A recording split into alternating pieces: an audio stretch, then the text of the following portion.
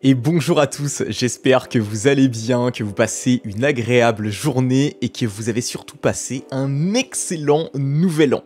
Je vous souhaite d'ailleurs à cette occasion une très belle année 2024 remplie de top deck et de beaux openings. 2023 c'est fini, on est sur une nouvelle année et c'est l'occasion pour moi de revenir sur une année qui a été fantastique à bien des égards. Alors bien évidemment, côté streaming, ça s'est très bien passé pour moi, ça a été une année qui a été fantastique, notamment au niveau des partenariats, puisqu'il y a eu les premiers partenaires de la chaîne qui sont arrivés, le coin des barons bien évidemment, il y a également eu Koyoslive et puis Evolve Cards.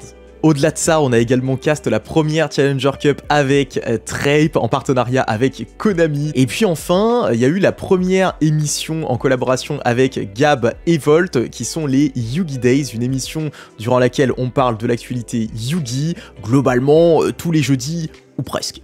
Je voudrais également revenir sur la Barbecue Cup qui a été organisée par Zulu en juin, qui a été un événement extraordinaire en compagnie de personnes fantastiques. La Barbecue Cup qui regroupait des streamers, des youtubeurs, mais également des joueurs compétitifs et qui a été l'occasion pour nous de passer de très bons moments. Le côté compétitif, il s'est également très bien passé puisque même si je n'ai pas toujours obtenu les performances que je souhaitais, elles sont tout de même en constante amélioration. Il y a eu pas mal de tops que j'ai réalisés au cours de cette année et ça me fait très plaisir. Et puis au-delà de ça, j'ai également la chance de faire partie du projet qui a été créé par Gab, la Royalty. Donc merci beaucoup à eux pour tout ce qu'ils m'apportent. Et en parlant de compétitif, j'étais en train de regarder quelques-uns de mes features de l'an dernier et en les regardant, je me suis dit un truc, je me suis dit qu'il y avait quand même pas mal de features que j'avais fait depuis que j'avais commencé à jouer à Yu-Gi-Oh compétitivement.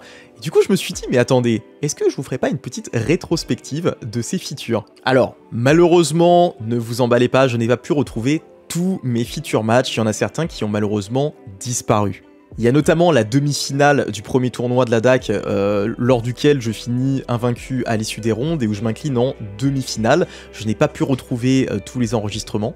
Et puis il y a aussi le match chaotique du Wanted, où je bubble et où je tombe en ronde, il me semble ronde 4 contre William Linard, mon partenaire de la Royalty, et ce match c'est absolument n'importe quoi. J'aurais adoré pouvoir vous le partager, mais il n'y a plus le feature disponible sur internet. Alors j'ai quand même réussi à vous retrouver des petites perles, notamment mon premier feature match, 3 mois après avoir commencé le jeu Yu-Gi-Oh! Je me retrouve en feature match lors du YCS Remote, cast par Farfa. Et tous ces features mis bout à bout, eh bien, ça nous donne tout simplement un retour sur image en vidéo sur cet ensemble de matchs streamés. De mon premier feature, cast par Farfa, au dernier feature il y a un mois lors du WCQ Bègle auquel je finis à la 3e place. Je vous laisse découvrir quelques-uns des moments clés de mes matchs streamés compétitifs sur Yu-Gi-Oh! J'espère que vous kifferez le montage et je vous souhaite un bon visionnage. And generally, I think 2 random traps is better than a specific trap. Because you usually just... Surf's up, dude. It's inspectable at a time. Here it comes. Oh, that's definitely a torrential. Oh, splash! Wow! Oh, no! I think he's just got himself a draw.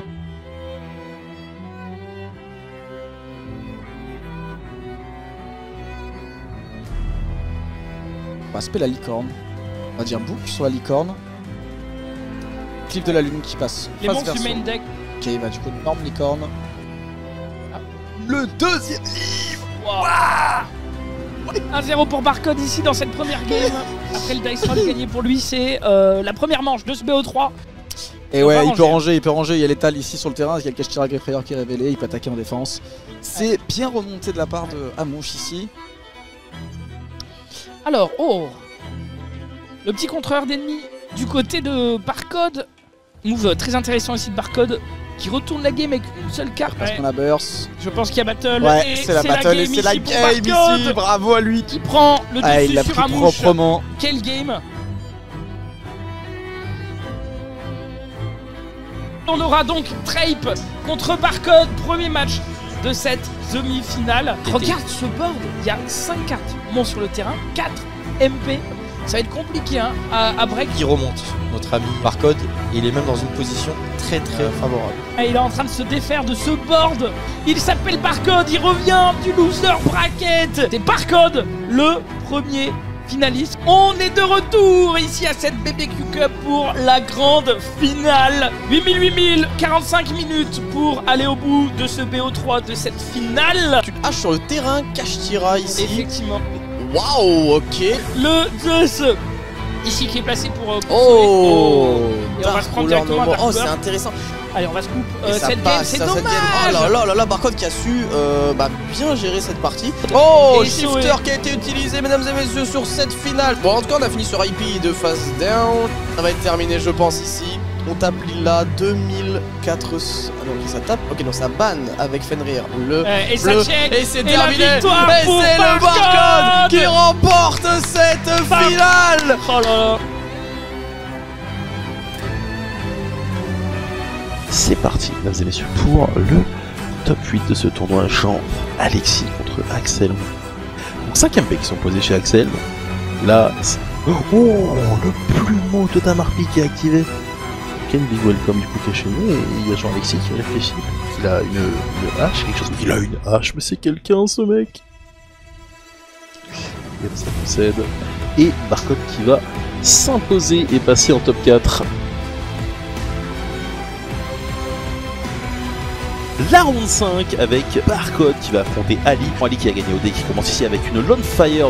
Et ça concède, Barcode qui va remporter cette première manche. Regardez la réaction de Barcode, on ne comprend pas ce qui se passe. Il y a eu un sarcophage, il y a eu une basse plante et maintenant il y a une bordée de fusion. Et la Super Poly qui va être activée. Donc Super Poly, carte à laquelle on ne peut pas répondre. On va activer un Foolish, on va aller ici à Guido et on va invoquer directement un Kaleido Heart. Du coup, ça va faire 2-0 pour Barcode qui n'en finit plus de gagner des matchs en stream. C'est absolument exceptionnel, hein.